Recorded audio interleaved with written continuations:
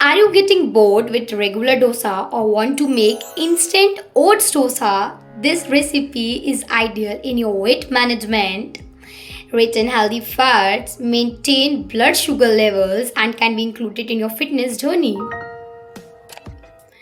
So, for making this, I am using half cup of roll oats because they are rich in healthy fats, protein, and are low in glycemic index. Add water.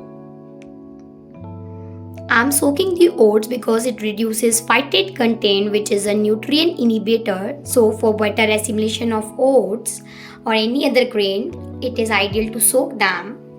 After 10 minutes, I'm adding these oats into my mixer jar. Next, I'm adding 1 teaspoon of fenugreek seeds, also known as methi dana, which I have already soaked for about 2 to 3 minutes. It is optional to soak methi dana. Next, I am adding half chili, half-inch ginger, which I have chopped finely. Next, add 2 tablespoons of onion and some fresh curry leaves. These onions make the dosa crispy. Now, it's time to blend all the ingredients and pour the batter into another bowl. Look at its consistency.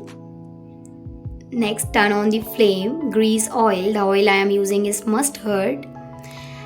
Pour a handful of batter.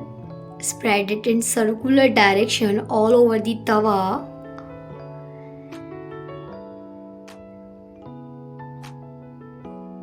Cook until become crispy and crunchy. It takes about 2 to 3 minutes. And your crispy, healthy, and tasty dosa is ready to enjoy. You can serve it with homemade coconut chutney without curd, which I have already shared. Please like this video and subscribe to my channel. My name is Sharon. Thanks.